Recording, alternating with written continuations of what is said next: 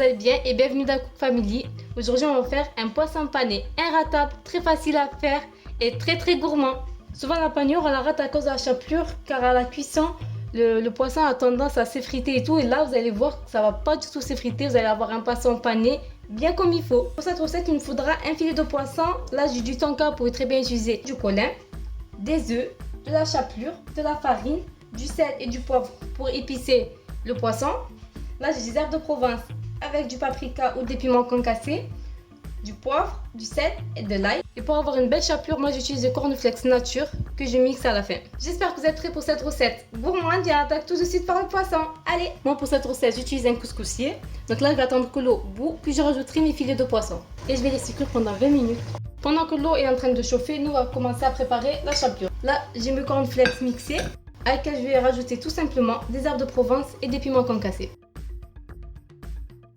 On épice la chapelure, comme ça la panure elle aura encore plus de goût. On met de côté la chapelure et là on va faire un genre de beignet, c'est ce qui va enrober le poisson.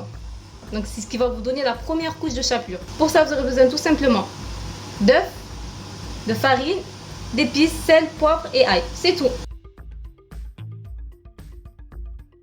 Et là on va venir ajouter la farine tout doucement.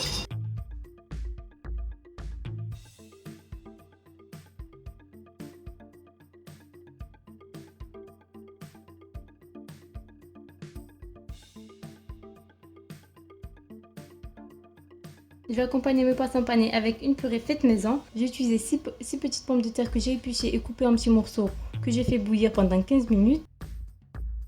On rajoute un peu de lait. On n'oublie pas de saler et de poivrer. Et avec un peu de crème liquide semi-épaisse. Mes filets de poisson, je les ai cuits pendant 20 minutes, puis je les ai laissés refroidir pendant une demi-heure au moins. Ça c'est une astuce.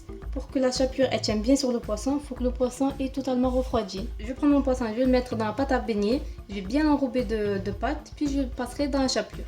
Allez-y délicatement, comme ça le poisson ne se casse pas. Donc là, je suis partie laver mes mains et on va commencer avec la chapelure. Regardez. On enroule tout doucement, toujours doucement. On ramène la chapelure par-dessus, on tapote, on enroule une dernière fois. Et pareil, on tapote. Et on fait la même chose pour tous les poissons qu'on a.